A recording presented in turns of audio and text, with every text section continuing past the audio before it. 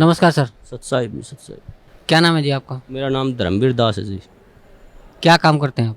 जी मैं जेल वार्डर हूँ, jail department में नौकरी करता हूँ। कहाँ के रहने वाले? मेरा गांव कंडेला, जिला जींद, हरियाणा का निवासी हूँ जी मैं। संत रामपाल जी महाराज की शरण में कैसे आए? ये बहुत लंबा प्रकरण है, इसको मैं थोड़ा विस्तार से बताऊँगा आपको सामने। मैं जिस टाइम ये करौथा कांड हुआ उस टाइम रोहतक जेल पर वार्डर के पद पर था और बहुत तरह बात सुनी एक भाई ऐसे हुआ करौथा कांड, ऐसे सुनते थे अखबारों में हर रोज़। तो बड़ा दुख हुआ ये बातें सुनकर, भाई ये संत सभी ऐसे ही करते हैं। तो फिर कुछ दिन के बाद पता चला भाई संत रामपाल जी महाराज रोहतक जेल में आएंगे। तो हमारी वहाँ पर ड्यूटी थी, हमने देखा, सोचा भाई यहीं बात करेंगे, आके पूछेंगे उनसे क्या ये वास्तविक सच्चाई है। उसके बाद मेरे कुछ दोस्त थे मेरे गांव में जिन्होंने सतगुरु रामपाल जी महाराज जी से उपदेश लिया हुआ था। तो मैंने उनके पास जाकर कहा भाई तुम्हारे गुरु जी तो ये देखो अखबारों में ऐसे आते हैं, इनके बारे में बहुत बकवास ऐसे करते हैं। वो न बोले नहीं भाई हमारे गुरु जी ऐसे नहीं करते। लेकिन मेरे विश्वास नहीं हुआ इस बात का। तो एक मेरा दोस्त जो गांव में केबल का वैसे स्कूल, उसका प्राइवेट स्कूल है, गांव में केबल चलाता है वो, मैं उसके बाहर खड़ा होया, उससे मैंने बहुत गलत बातें की उसको। अगर भाई तुम्हारे गुरु जी ऐसे करते, मैं तुम्हारे आता नहीं। उन्होंने बोला भाई एक बात बता, मेरी माँ पागल, एक्चुअल में उसकी माँ पागल थी, अपने कपड़े उतार कर फेंक देती थी। उसका पिताजी इतना शराबी था कि सारा गांव के बच्चे उसके पीछे लगे रहते थे। उन्होंने बोला भाई जब मेरे घर में मेरी माँ पागल से ठीक होगी, मेरा पिताजी शराब पीता था, आज एक नंबर का इंसान हो गया, मैं उस सुख को कैसे भूल जाऊँ, मैं कैसे ये कह दूँ भाई संत रामपाल जी महाराज मेरे गुरु जी के पास मतलब ये ज्ञान नहीं है, उनसे ये फ़ायदा नहीं होता, मैं मेरा जो फ़ायदा हुआ है उसको कैसे अनदेखा कर दूँ। इस बात का मेरा कोई असर नहीं हुआ। मैं उसको कह के, उन्होंने बोला अरे चाह तो पीता जाए, मैं बोला नहीं भाई मैं चाह नहीं पीऊँगा, मैं चला गया। तो फिर उसने मेरे पास फ़ोन कराया कि भाई हमारे गुरुजी आपके पास जेल में आ रहे हैं, आप उनको शिष्टाचार से बातें करना, आप तो कदे आप पाप के भागी हो जाओ। एक मेरा बड़ा भाई ओम प्रकाश नाम है उसका, उससे भी पहले वो करौथा कांड में सह परिवार जाया हुआ था, उसको भी मैंने फ़ोन पर बहुत ज़्यादा बातें की, भाई तुम वहाँ क्या करने गया था, आज फंस गया। वो थी ये कहा फ़ोन पे मेरे को, अगर भाई मैं तुम्हारे को ही छोड़ दूंगा, मैं गुरुजी को नहीं छोड़ सकता। फिर भी मेरी बुद्धि ने काम नहीं करे, भाई ये भाई ये कह रहा है भाई तुम्हें ही छोड़ दूंगा, गुरुजी को नहीं छोड़ सकता। फिर भी मेरी बुद्धि ने काम नहीं कराया, मैं भाई ये तो पागल हो गए। उसके बाद फिर गुरुजी जेल में आए। जेल में आने के बाद वो दिन बहुत, मैं उस दिन को बहुत खुशकिस्मत मानता हूँ कि उस दौरान मेरी जहाँ पर गुरुजी बंद थे वहाँ पर मेरी ड्यूटी लगी हुई थी। तो गुरुजी आए, जैसे आके वहाँ बार के अंदर लेट के शाम को, तो हमने ये सोचा भाई गुरुजी अब आए हैं, रिमांड से आए हैं, अब तो इनको आराम करते, सुबह बातें करेंगे। जब ही सुबह ड्यूटी पर फिर मेरे ड्यूटी वहीं लगनी थी, वहीं परमानेंट ड्यूटी होती थी एक महीने के लिए, मेरी वहीं ड्यूटी थी। उसके बाद गुरुजी यहाँ से सुबह जैसे ही गुरुजी को मैंने नज़दीक ही गया, गुरुजियों ने मेरे से पूछ लिया अक भाई हवलदार कौन से गांव का है तू? माँ जी मैं कंडेला गांव का। गुरुजियों ने कहा भाई कंडेले के तो बहुत भगत हैं मेरे। माँ जी हाँ बहुत भगत हैं। हाँ गुरुजी संत रामपाल जी महाराज ने मेरे ही बड़े भाई का नाम ले दिया, एक ओम प्रकाश है भाई मेरा कंडेला का बहुत बढ़िया भगत है। देखो कितनी अखबार में कितने सुनने के कारण मैं अपने भाई को मना कर दिया कि मैं नहीं जानता। इतना बुरा प्रचार सुनने के बाद मैंने अपने भाई को भी खुद मारा, माँ जा भाई मैंने ये कह दिया जी मैं नहीं जानता उसको। गुरुजी ने कहा भाई जान या ना जान मेरा भक्त है वो। माँ जी ठीक। गुरुजी ने मेरे को बिठाया, सृष्टि रचना सुनाई।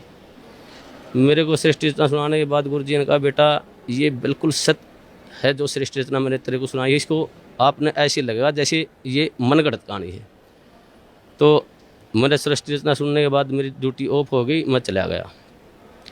उसके बाद मैं संपर्क में, जैसे ही ड्यूटी होती हमारे गुरुजी में संपर्क में चला जाता, मैं वहाँ बैरक पे चला जाता और पूछता रहता। एक दिन मैंने वैसे पूछा गुरुजी आपके जो भगत हैं ये आपको परमात्मा मानते हैं?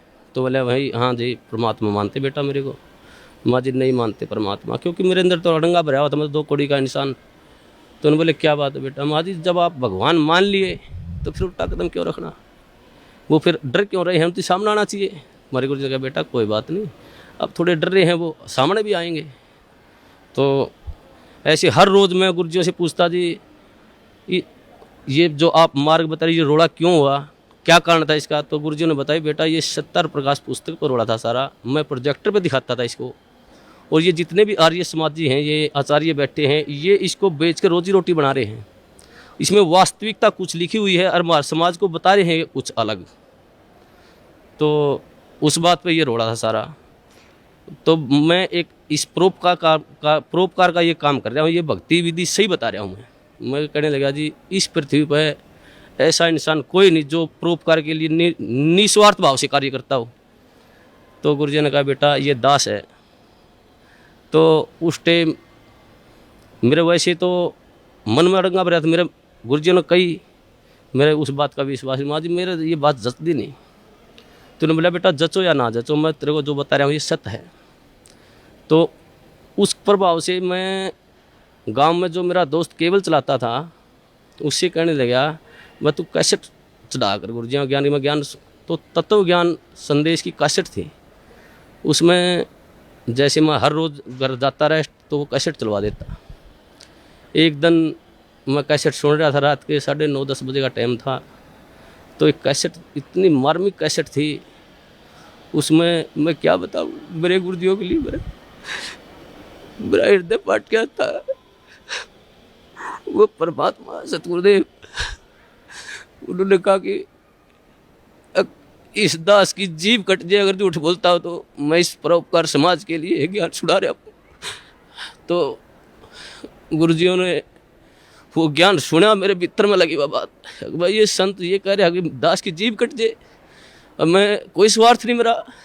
तो मेरे वह बात भीतर में लगी। उस दौरान फिर मैंने वो बात गुरुजियों से कही, माँ गुरुजी ऐसी ऐसी कैसेट सुनी आपकी, बहुत निर्मल ज्ञान है। फिर मेरे जो भीतर अड़ंगा भरा हुआ था वो बार बार फिर वो वापिस हटा देता था उस ज्ञान को। एक दिन रात को 2 बजे मेरी ड्यूटी थी, मैं गुरुजियों के पास गया तो गुरुजियों ने फिर बिठा के मेरे को कहा बेटा ऐसी भक्ति करनी चाहिए परमात्मा की।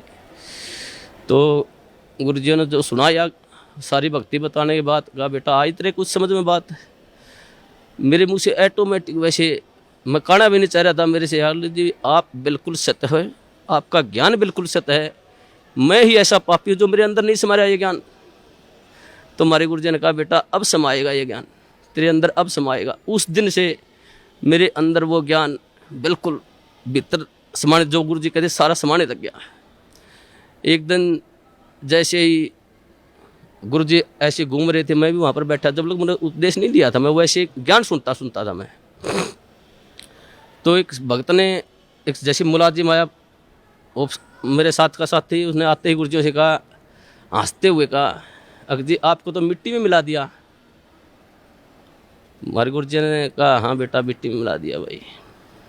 लेकिन ऐसा उदाहरण दिया हमारे गुरुजियों ने एकदम से सटीक, भाई जमींदार 40 किलो अन्न मिट्टी में मिलाता है, 70 मन उठा के ले जाता है वहाँ से। वैसे तो इस पृथ्वी पर संत आता वो जेड़ मारना नहीं चाहिए वैसे तो, लेकिन इस संत को, इस दास को याद करा करेंगे कि उन दुष्ट आचार्यों ने अपनी रोजी रोटी के लिए ऐसे संत को जिसकी आंखों में बिठाकर पूजा करनी चाहिए उसको जेल में डलवा दिया।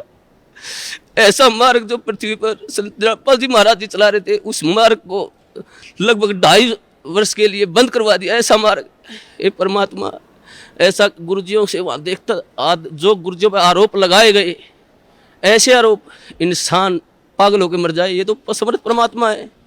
इन्होंने तो वहाँ पर इतनी भी शकीन नहीं थी इनके, हर बार ऐसा निर्मल ज्ञान, ऐसा प्यारा ज्ञान। फिर उसके बाद हम गुरुजियों से मैं कहता हूँ गुरुजी नाम उपदेश दो दास को। तो मेरे गुरुजियों ने मेरे को मना कर दिया कि बेटा अभी नहीं, आप और थोड़ा समझो ज्ञान को, और थोड़ा ज्ञान को समझो, उसके बाद लेना ज्ञान आप उपदेश। मैं घर जाता कैसेट चलवा लेता, मेरे जो दोस्त था उससे भाई कैसेट चला गुरुजियों की, वो कैसेट मैं सुनता रहता। तो जैसे मेरी भक्तमती थी, मेरी घरवाली थी, वो मैं बाहर जाता तो ऑफ कर देती चैनल को, दूसरा लगा। मैं कहता जी आप इसको बंद मत करो, ये मैं सुनता हूँ, आपने नहीं सुनना तो आप आराम से वो करो। तो मैं हर रोज़ सुनने लगा गुरुजियों का ज्ञान, तो वो मेरे भीतर समाता गया। उसके पश्चात कई बार गुरुजियों से वहाँ पर जेल के अंदर, जैसे मैं गुरुजियों से बताता, गुरुजी आपके ये सत्संग सुना मैंने, तो गुरुजी फिर दोबारा बताते मेरे को। तो ऐसे होते होते लगभग 6 महीने चले गए और 1 साल से ऊपर लगभग 1.5 साल गुजर गया। फिर मेरी ड्यूटी प्रशासन ने मेरे को क्या कराया कि ये तो संत रामपाल जी को मिलने जाता है, इसकी ड्यूटी बाहर लगा दो जेल से। मेरी ड्यूटी बाहर लगा दी गई। बाहर लगाने के बाद अंदर मेरे को जाने नहीं दें, ज्ञान और नाम उपदेश मेरे को मिला नहीं। एक दिन वैसे गुरुजी, सोमवार का दिन था, 24 अगस्त को 2 बजे गुरुजी मुलाकात पर आए हुए थे। उन्होंने आने के बाद मैं जैसे ही मौका लगा कर डोडी में चला गया और मैंने ऐसे गुरुजियों की तरफ ऐसे आदर भाव से प्रणाम किया। गुरुजी ने इशारा कर दिया मेरी तरफ, बेटा इधर आ जाए। मैं चला गया। जाते ही परमात्मा ने, सतगुरुदेव रामपाल जी महाराज ने मेरे को नाम उपदेश दिया और कहा बेटा बाहर जल और मिश्री ले लेना, भक्तों को कह देना। वो दिन है, मेरे को उस दिन से ऐसे नाम उपदेश मिला। तो हमारे नाम उपदेश लेने के पश्चात जो प्रशासन था, जेल प्रशासन, सभी मुलाजिम, सुप्रिटेंडेंट, सभी हमारे खिलाफ 2-4 और दोस्त थे मेरे साथ, कई और दोस्त थे जिन्होंने साथ में नाम लिया था। तो प्रशासन खिलाफ हो गया। उन्होंने एक दिन हमारे को बुलाया और कहा भाई आप वर्दी में लेटते हो, यहाँ उस रामपाल के चरणों में पढ़ते हो, आप यहाँ पर सारा प्रशासन ये महसूस करते हैं, बेइज्जती महसूस करते हैं।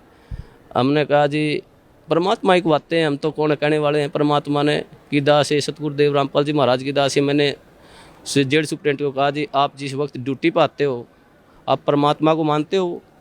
तो वो कहने लगे जी मैं मानता हूँ। उस सुप्रिटेंडेंट को मैंने कहा कि जी आप जब घर से आ रहे हो तो रास्ता मंदिर पड़ता हो तो आप वहाँ झुको नहीं गए, उसके प्रणाम नहीं करोगे? जी बोले भाई मैं करके आऊँगा प्रणाम। तो मैंने कहा जी हमारी तो परमात्मा सतगुरु रामपाल जी महाराज है, मंदिर भी हमारे, तो ये सब कुछ है जी, हम नहीं रुक सकते जी, हम प्रणाम करेंगे ही करेंगे। आप हमारे को सस्पेंड करो, डिसमिस करो, कुछ भी करो। तो उन्होंने बोले भाई ठीक है, तुम नहीं मानते तो करते रहो। तो ऐसे ही सारा प्रशासन का ये सिस्टम चलता रहा जी। उसके पश्चात जिस टाइम ये क्रोथा कांड हुआ, उसके पश्चात जब ये क्रोथा कांड हुआ था, हमारे पास डीसी ऑफिस से और एसपी ऑफिस से 2-4 मुलाजिम आते थे जेल पर, वहाँ पर पुलिस के। तो हम उनसे पूछते थे भाई वहाँ पर क्रोथा कांड ऐसे हुआ, आप वहाँ थे, मौजूद थे वहाँ पर? वो कहते थे भाई हम वहाँ पर मौजूद थे, ये बातें सारी सच्चाई हैं। तो ऐसे वो हमारे को बता करते कि दोस्तों साथ में उठते बैठते खाते पीते थे वहाँ पर। फिर जब हमें ज्ञान हुआ, गुरुजियों ने बताया भाई ये सौदा अलग था, सत्यार प्रकाश का रोड़ा था, सच्चाई ये है।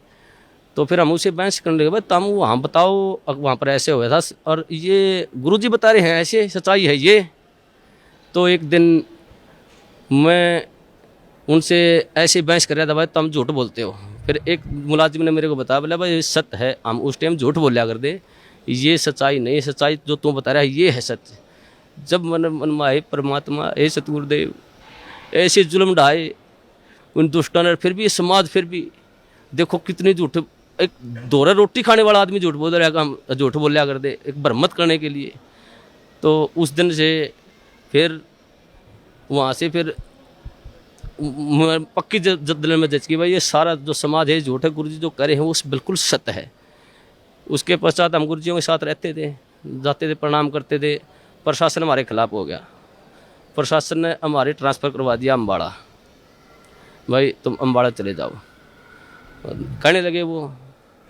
तो उससे हमारा ट्रांसफ़र होने से पहले की बात है, जैसे हम गुरुजियों से मिलते थे, जो प्यार होता है गुरुजी हमारे को, एक जैसे मेरे नाम उपदेश ले, मेरे मन में आता था मैं गुरुजियों के पास जाता, मैंने नाम उपदेश लिया, जैसे गया मैं, मेरे मन में आई एक भाई इतना अपने कभी पिता के पाँव नहीं पकड़े, आप इसके पास पाँव कैसे पकड़ोगे? मैं जैसे ही बैरक के नज़दीक गया मैं वापस चला गया। दूसरी बार फिर मेरे मन में प्रेरणा हुई, अगर भाई संत हैं तू मानता क्यों नहीं, पाँव पकड़ ले जाके।